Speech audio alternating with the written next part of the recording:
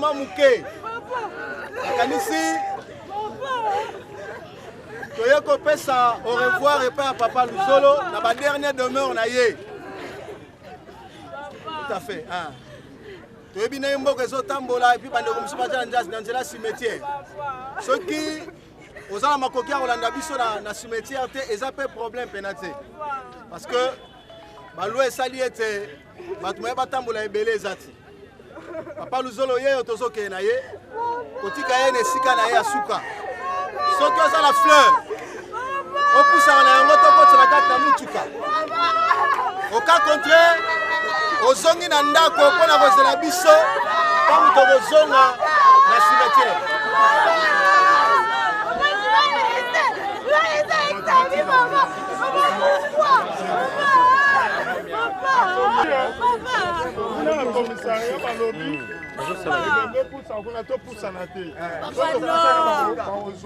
En attendant, c'est la DG, il y a Canel à Goya.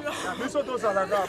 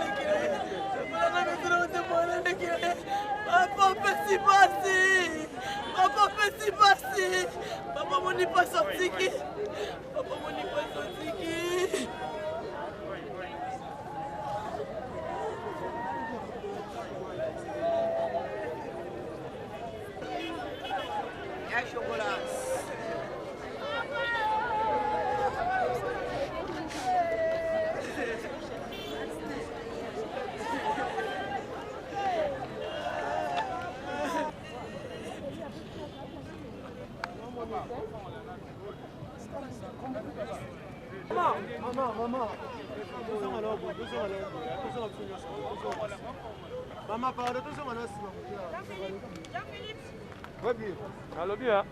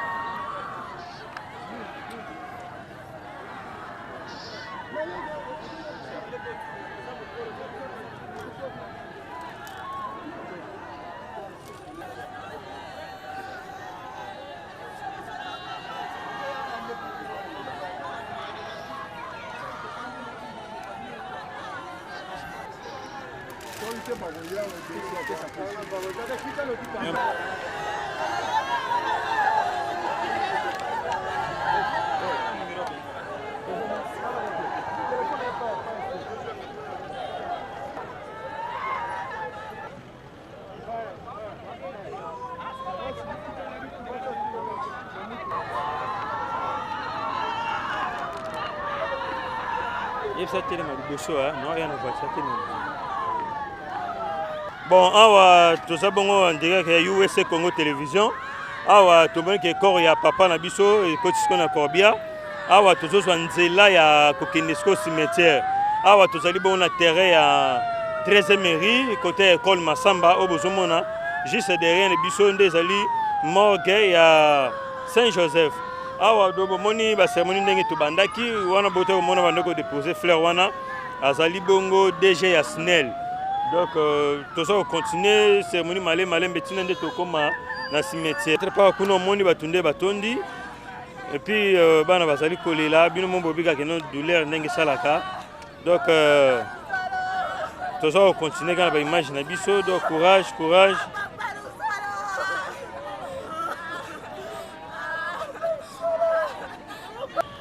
Wana besoin mon ali bon sortir encore na terrain place bataki osala requiem zoza sko possession ya kokende na cimetière ya Mbeteke nouvelle cité place wapi bakotika papa bomoni corps ya ngwana eza koya donc toza kokende kotika papa na dernier de mère na ye.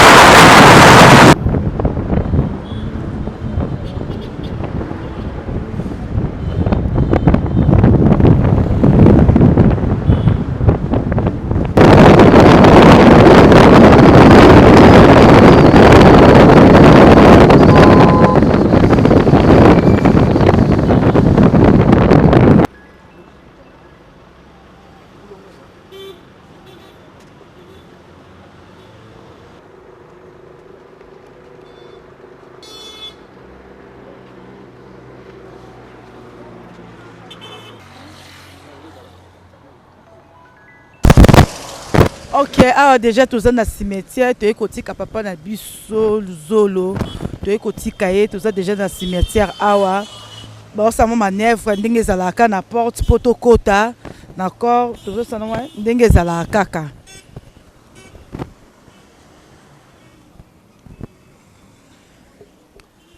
Kota na ordre na porte ndenge zalaka ordre mikanda banini. Or ekoti biso mpe tokoti toyebi te so tokota na kati so eza permis ke caméra ekota toyebi te toyeba yango kaka kuna na porte.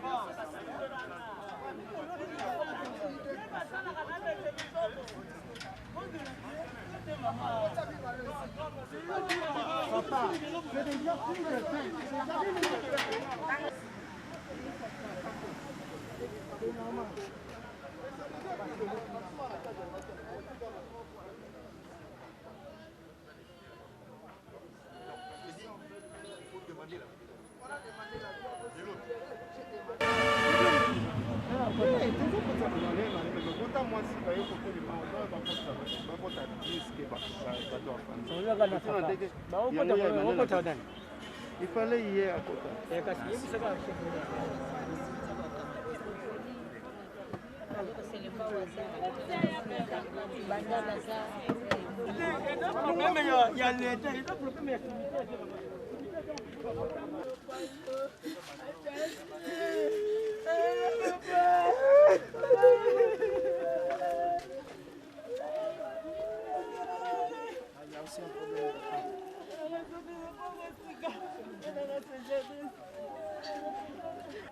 Attends, moi d'accord.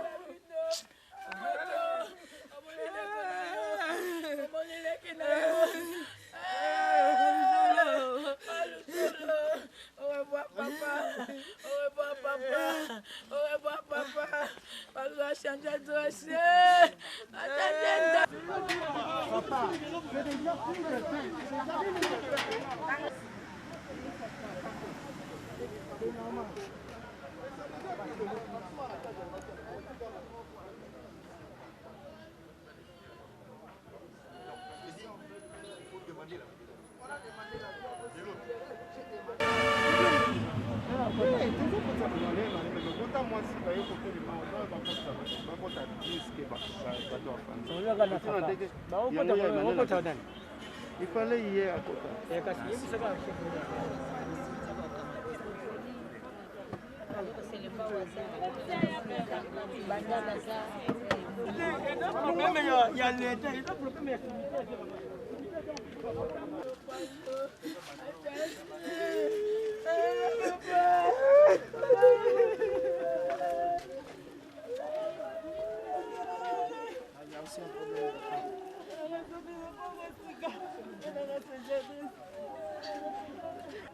Attends, moi d'accord.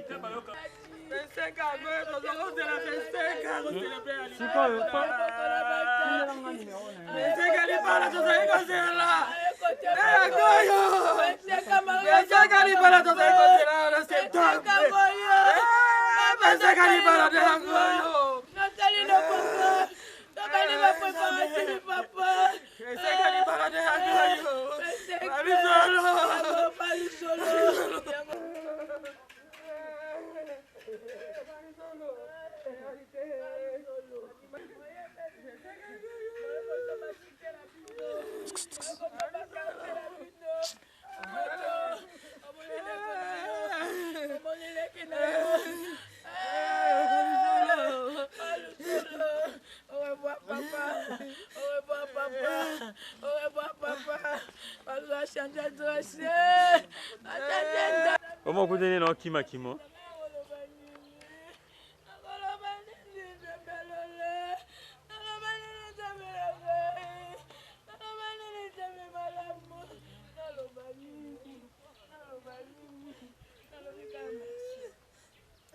Il faut pas, ou bien devenir la police.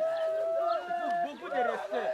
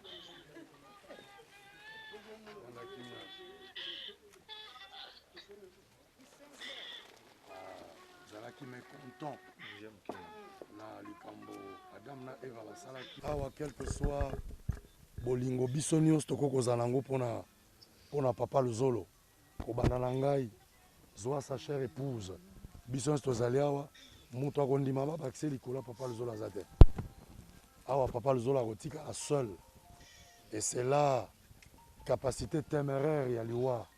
La mort ne recule pas, la mort esilisaka makasi ya bilombe parce que finalement la mort nous accorde une occasion de face à face avec son créateur. Un rendez-vous que personne ne peut esquiver. Que Dieu soit loué pour que Tobanda notre cérémonie, na kotika place n'apôtre Jimmy Nembamba, il y a la prière et puis après, Barokitsa corps, je vais entonner un cantique et puis on va faire la suite. Apôtre Azosambela. Merci mingi. Toye awa na cimetière po ya kotika moko na bana na yo pe moko na ndeko na biso Luzolo. Esengo na biso ezake ayebaki yo. Zalaki mo Kristo ya bongo laki motema Julie Batisi pe a persévérer na kati église. Biso nde ba pasteur na ye to kambi dans la foi chrétienne. Tebe ke soko toye kotika ba Kristo totika ka bango pona tango moke. Pour la kibiso ete tokokufa mais tokosekwa mokolo ya résurrection. Merci mingi. Tozala mingi akoloba na yo te. Nous avons aimé notre frère, toyaki na posa tofanda na etango molai. Aujourd'hui, comme nous allons comme tokabeli yo le reste ya temps. Okamba biso na shungina molimo santo na yo. Na kombo ya Kristo na bondeli. Amen. Gloire au Seigneur, tokoyemba eteni ya nzembo.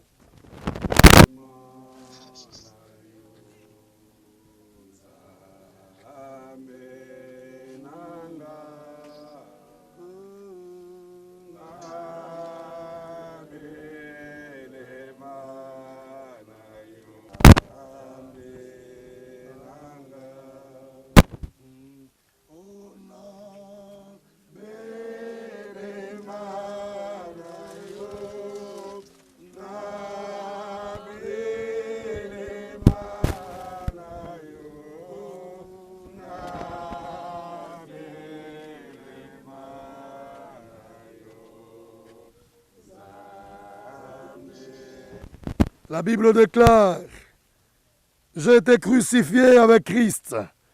Et si je vis, ce n'est plus moi qui vis, mais c'est Christ qui vit en moi.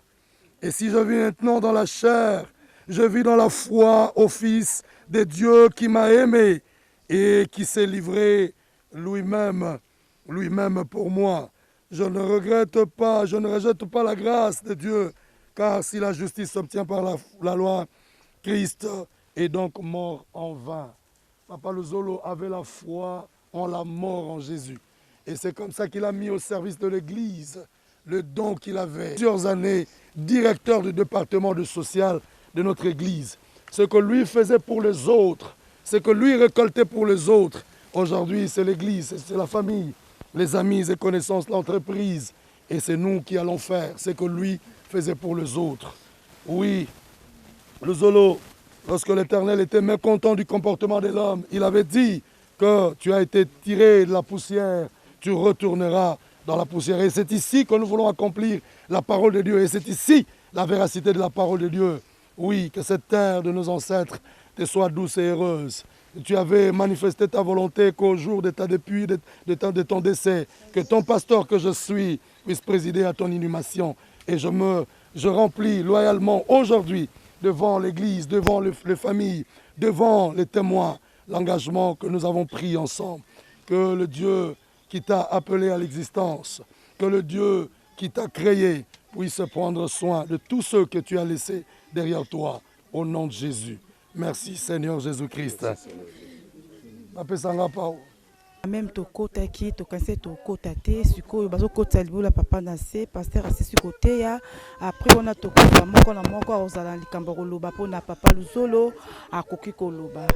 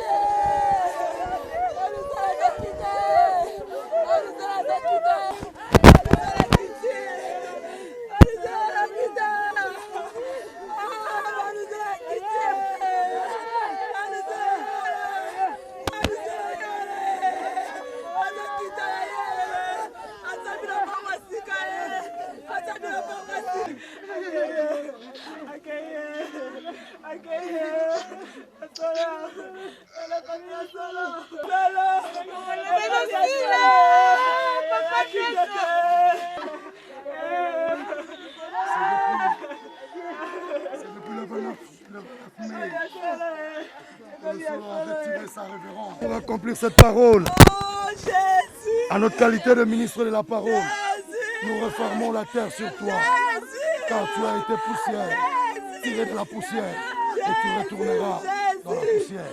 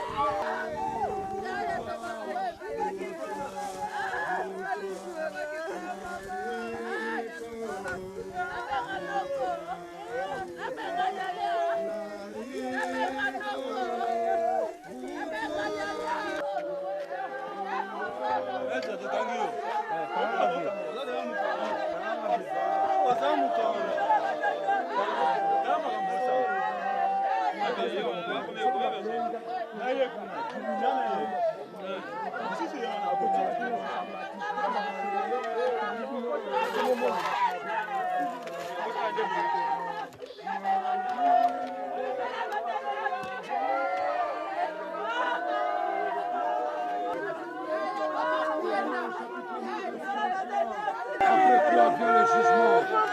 Oui, c'est fini pour le Zolo. Le Zolo ne reviendra plus parce qu'il est mort une fois pour toutes.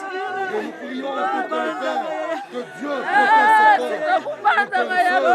Que ceux qui se servent de pauvres morts pour perturber les aveugles, pour perturber les orphelins, que nous parviennent pas à faire quelque chose. Nous allons prier, nous allons prier. Seigneur l'éternel, Dieu tout-puissant, nous prions pour que ce corps soit protégé. Éternel, il est écrit dans ta parole qu'il est réservé aux hommes de mourir vient le jugement.